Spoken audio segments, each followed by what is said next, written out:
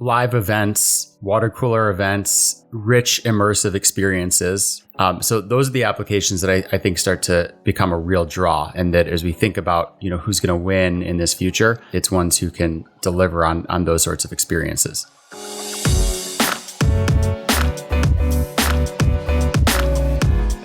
Hey gang, it's Thursday, January 20th. Andrew and listeners, welcome to the Behind the Numbers Daily, an eMarketer podcast made possible by Smartly.io. I'm Marcus, today I'm joined by one of our principal analysts covering retail, is Andrew Lipsman. Hey Marcus. Hey buddy, thanks for hanging out. Today's fact: who invented the current US flag? Robert G. Heft, born in Michigan, raised in Ohio, designed the 50-star United States flag as part of a school project. Stanley Pratt, Heft's teacher at Lancaster High School, asked his students to design a flag for the admittance of Hawaii and Alaska as states in the US. Heft chose to arrange the 50 white stars on a blue background in alternating horizontal rows. The teacher, Mr. Pratt, gave Heft a B- as the grade for the flag, claiming Heft's design lacked originality from the previous one, but offered to raise the grade if Heft could get the flag accepted as the US national flag. So Heft sent his flag to Walter Moeller, his Ohio congressman, who succeeded in having Heft's design adopted as the new US flag on July 4th, 1960. Heft's original flag has flown over the White House, every state capitol building, and 88 US embassies. It remains in Heft's possession, although numerous people and museums have offered to purchase the flag, including one offer of $350,000. Heft's design was the 27th original flag of the US. Very nice. I love that fact, Marcus. I can't tell you how many times I've laid awake in bed thinking about the flag and just marveling at the fact that the alternating numbers actually add up to 50. It's a thing of beauty. I've also wondered, because there's been discussion about statehood for DC and Puerto Rico. What would happen to the design then? There's got to be another perfect layout, right? Yeah, there has to be. It's funny how, you could only have added 2. We can't be 49 states. It's like kind of with the NBA team wants to join. It's like you need to find somebody else because we need even numbers. Anyway, today's real topic: the key Metaverse players to date.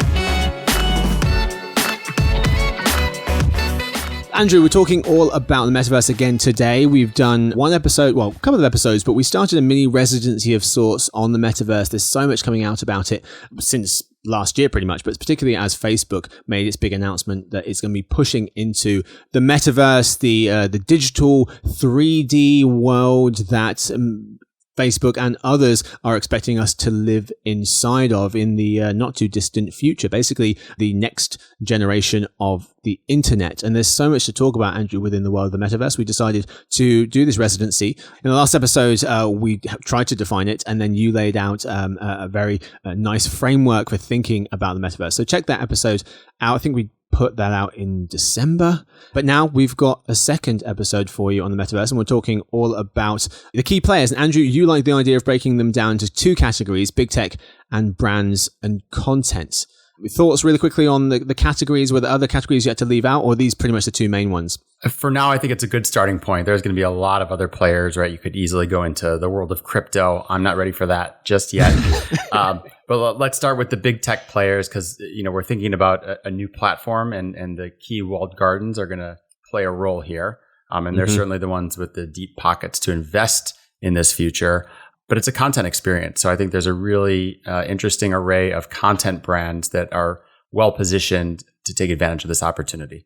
Yep. So with the lead story, we're breaking it into 2 halves. The first half, we'll talk big tech. And then in the second half, we'll talk all about the content and the brands. And then at the very, very end of the show, we'll have in other news for you guys. So Andrew, let's start talking about some of these folks. It feels like we have to start with Facebook, given the huge splash they made at the end of last year, saying that, hey, we are going to be the Metaverse company. I mean, for crying out loud, they changed their name to Meta. Your thoughts around Facebook at this point in terms of their positioning as a key player in the space?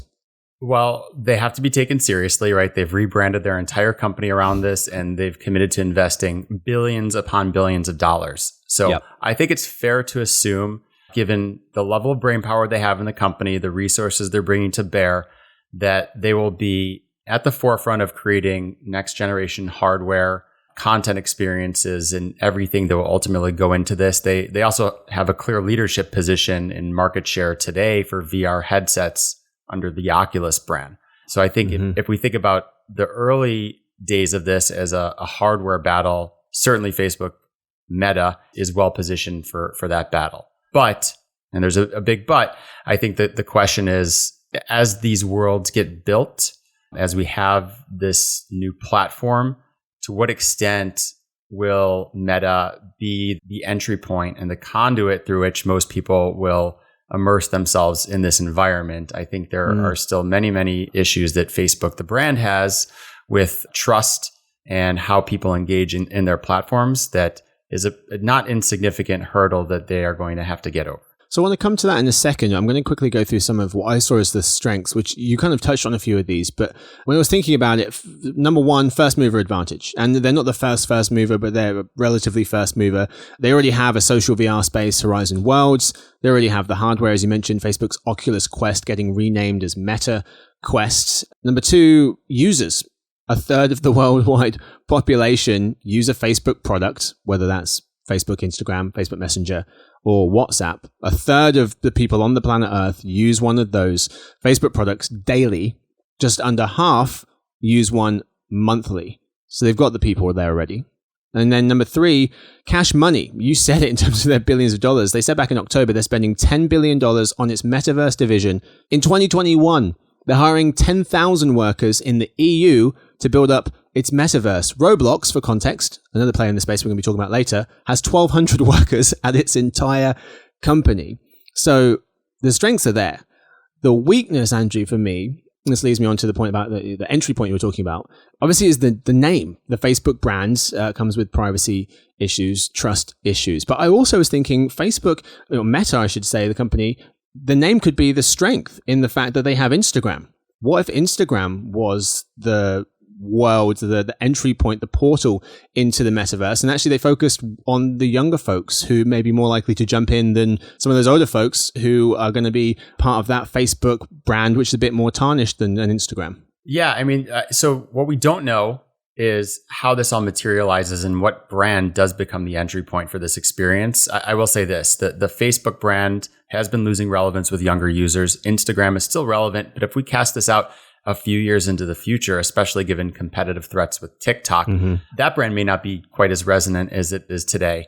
So maybe, Meta, Oculus, Horizon, these are all brands that kind of speak to the future. I think that it will ultimately be built around those new era brands rather than the existing ones.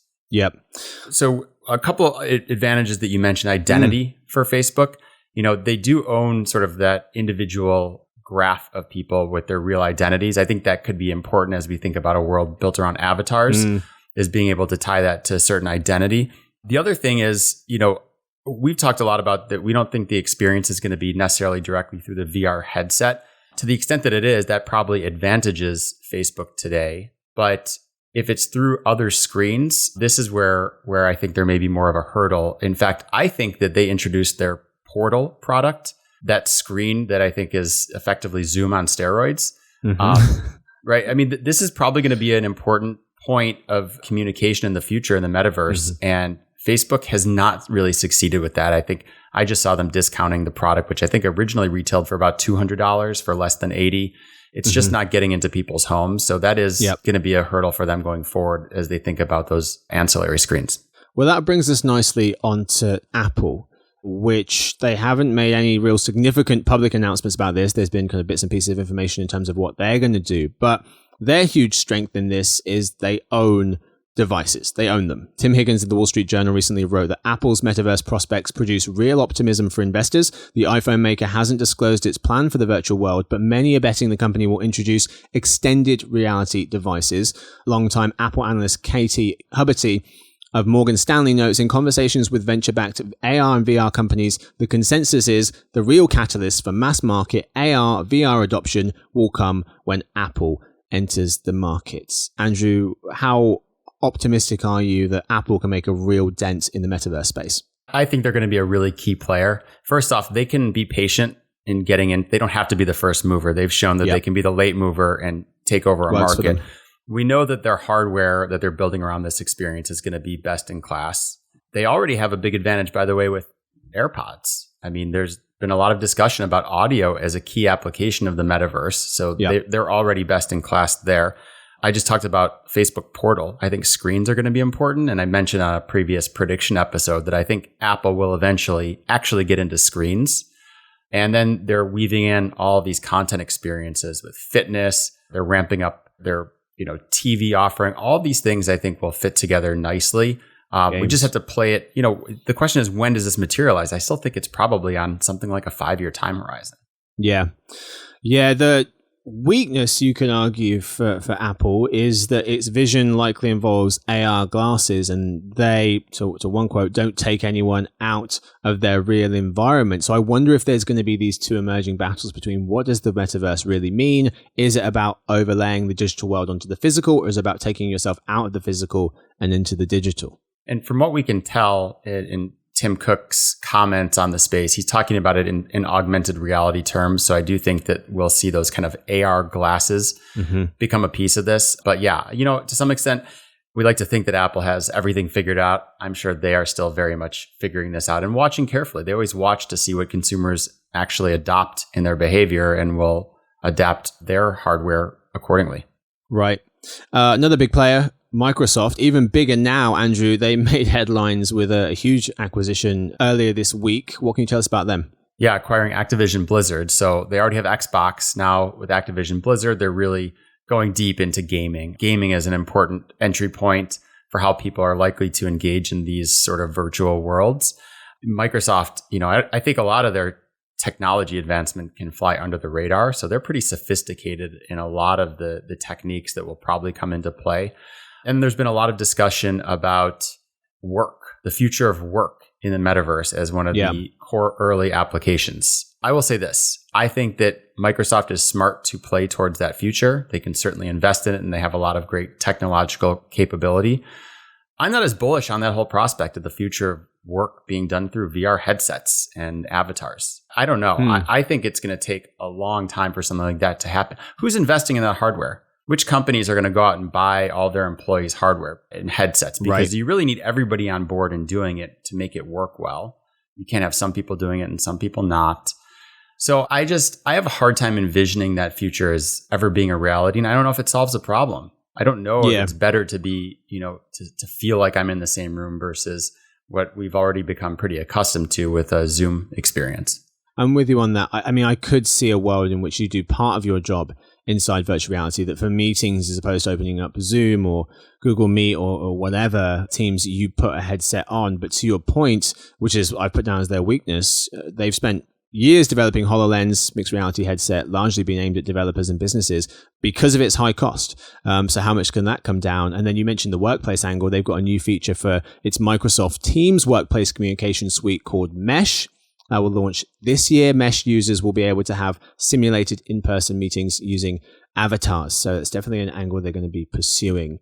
Andrew, let's talk about a couple more big tech folks. They've not made any big announcements, but you want to discuss Google and Amazon. What are your thoughts around them and how they can disrupt this space?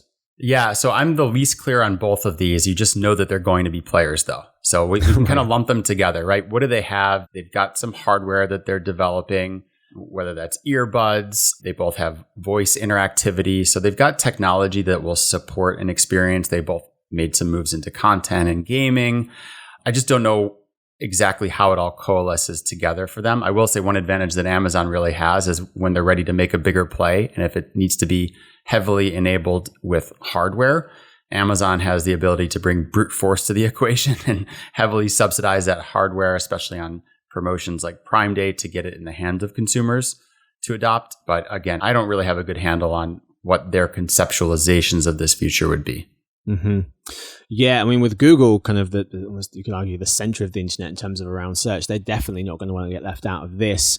And for Amazon, I mean, Emma Roth of The Verge recently noting that Walmart, obviously a big competitor, the biggest competitor of Amazon, you can argue, is getting serious about the metaverse after recent trademark filings indicating plans for NFTs and cryptocurrencies as well. So there's a lot that these companies can do, and they're, working in the background to make sure they're well positioned when the time comes. But for now, no huge announcements from Google and Amazon. Just to Andrew's point, they're gonna make a move at some point. So pay attention to them. So we've gone through Facebook, Apple, Microsoft, Google, and Amazon. We're going to take a quick break from a word from our sponsor, Smartly.io, and then on the other side, we'll talk about some brands and content in the metaverse.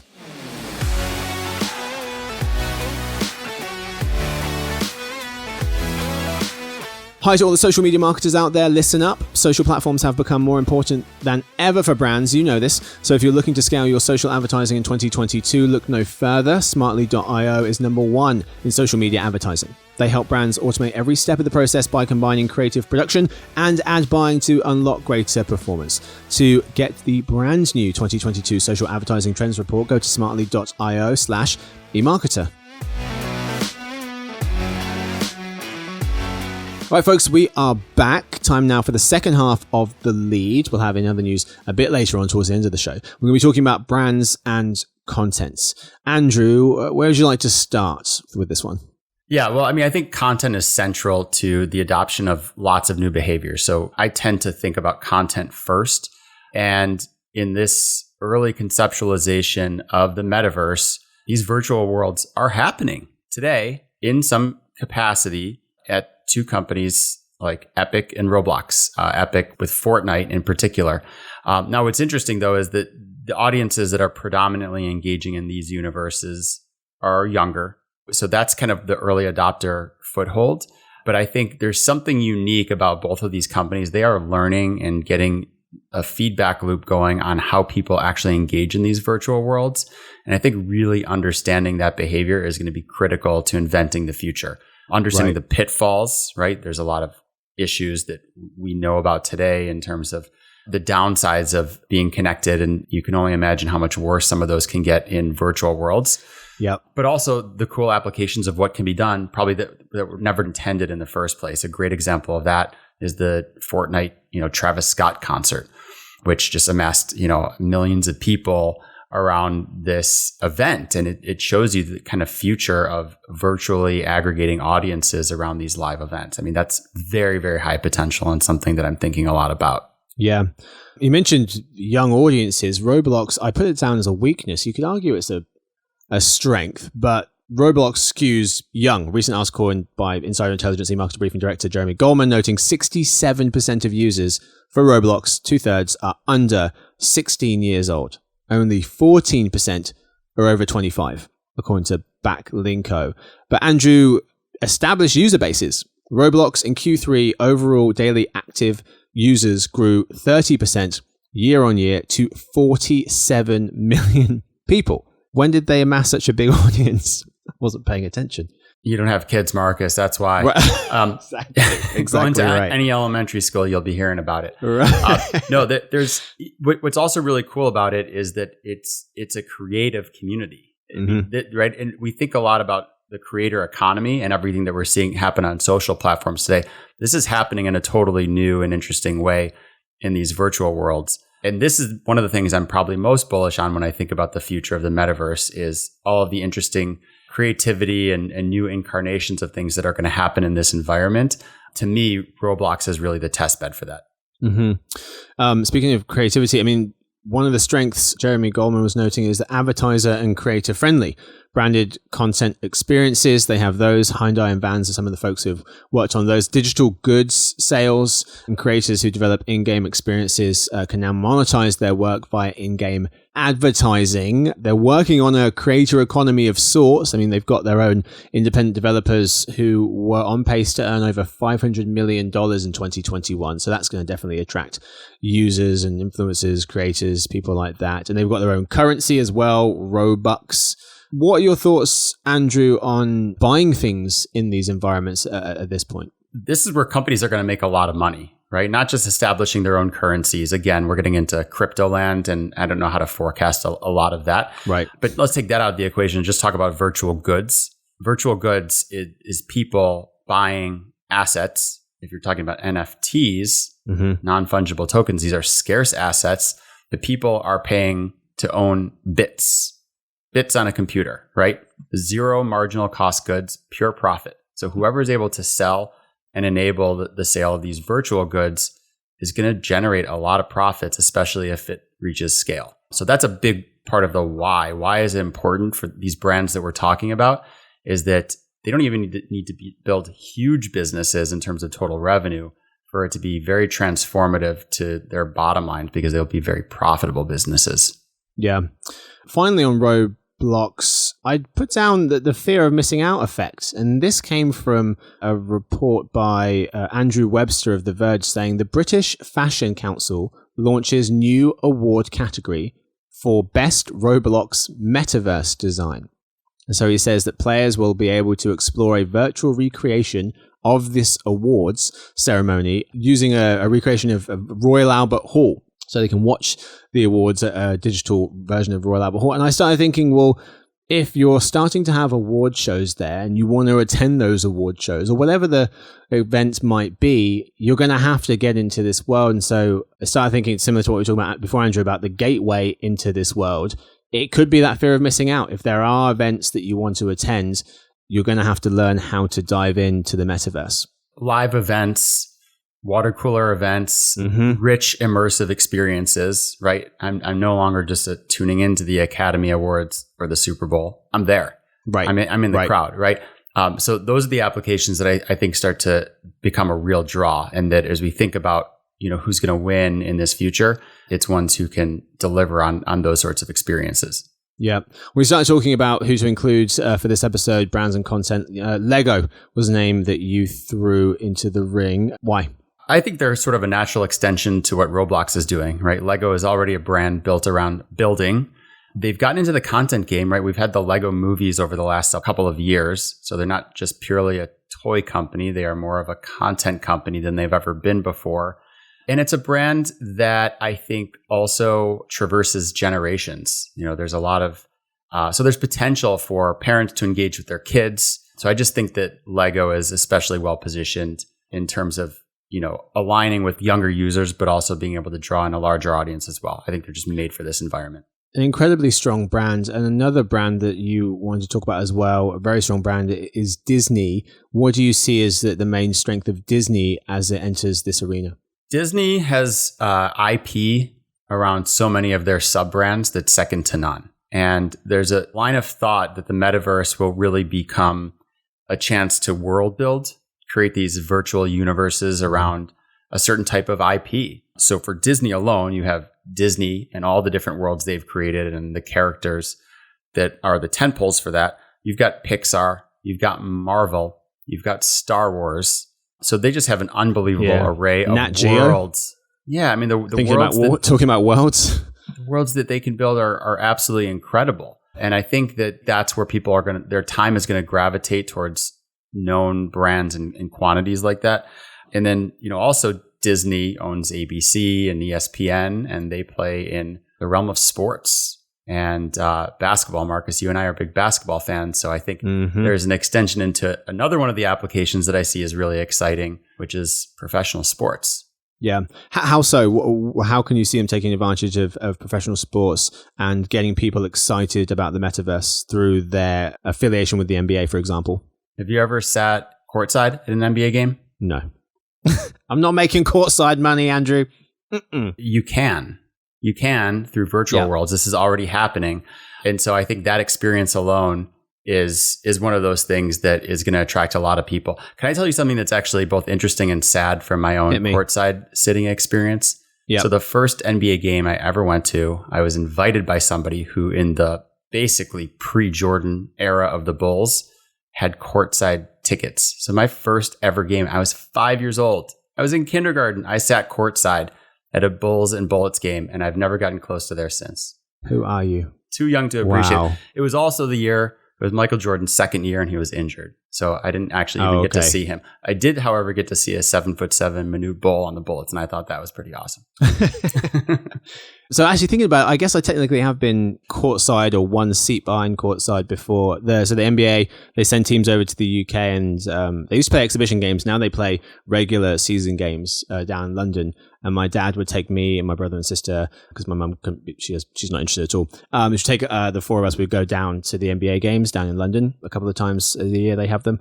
So we did get close to courtside then. But that's largely because people in England don't love basketball, and so there's not as high a demand for tickets. We're able to get a little bit closer. And actually, during that experience, we got to meet Isaiah Thomas, which was pretty cool. The original, not the new little one. Anyway, let's move on to Nike. Andrew, or Nike, speaking of the world of sports, what can they do in the world of the metaverse, according to you? Nike has so many interesting plays here, and they're already diving in head first. So a lot of credit to them. One of the things I think about from a commerce standpoint is just the ability to unveil high scarcity goods in these sorts of experiences. And Nike, every time they do a shoe drop, they've had a lot of success on that already just through their apps and things of that nature. I think they can really take that to the next level in the metaverse. Yeah. On that point, Insider Intelligence Analyst Nina Getson, she had a quote from an article recently saying, buyers don't need to think about comfort, quality, sustainability, or any other trappings of real life items when they purchase a digital Nike or Nike sneaker. And I thought that was a really good point, that it might seem insane to buy digital goods, but actually you can argue there's less friction than when you buy a real good. It's all about the cachet of that brand, right? It's status, and Nike conveys status, especially with younger people. And it's also why luxury brands will have an interesting play in this future. Yeah. But Nike hits that mark. I also think that, Nike is getting more and more into digital fitness. And as you and I talked about in the last episode, digital fitness seems to be one of the potentially killer applications of the metaverse. So I just think Nike is well positioned for that. They also have, their newish CEO, John Donahue, came from eBay. So he's really kind of really brought a digital DNA to the company that's helped them advance their efforts in these areas. Yeah, Nike just acquired Artifact, RTFKT, company that sells virtual sneakers and NFTs, non-fungible tokens. Last November, the company introduced Nikeland as well, an immersive Nike-themed experience inside video game platform Roblox. Speaking of Roblox, I'm going kind of full circle, but not really, because we didn't speak about them at the top. Anyway, that's all we've got time for the lead story. It's time now for the kind of halftime report, but it's not really halftime. It's key takeaways. Andrew, key takeaway from you for the big tech companies, and then right after that, one for the brands and the content. We could also phrase this as the most interesting player to you in those two arenas at this point. Yeah, I guess I'll just handicap who I think are going to be the biggest winners. On the big tech side of things, I think Apple. They may be a little bit later to the game, but I think whatever they end up doing, they're going to do it right. So I'd put my money on that horse. And then when I think about these brands, I just think Disney, with the IP they have and the world building. There's also a lot of talk about the value of the metaverse being all about decentralization. And I think it's great that it will enable decentralized content, communities, all of these things. But consumers tend to gravitate towards centralized systems, things they know, things that are easiest to get into. And to me, Disney represents that on the content side of things. So I think they're going to play very well in this new world. That's what we've got time for the lead story. We'll have another Metaverse episode for you guys in a couple of weeks, so stay tuned for that. It's time now for In Other News. So folks, today in Other News, cashierless tech rolling out across the country, and a new breed of retail shopper. Story 1. There are lots of examples of cashierless technology rolling out across the country. Circle K partnered with Grabango, such a good name, to make 6 of its Arizona stores checkout free, notes Patrick Kolb of Adweek. Grabango is also working with Pittsburgh area supermarket giant Eagles Get Go in 5 of its stores. Another example, Zippin has installed its own checkout free option at sports stadiums and grocery chains.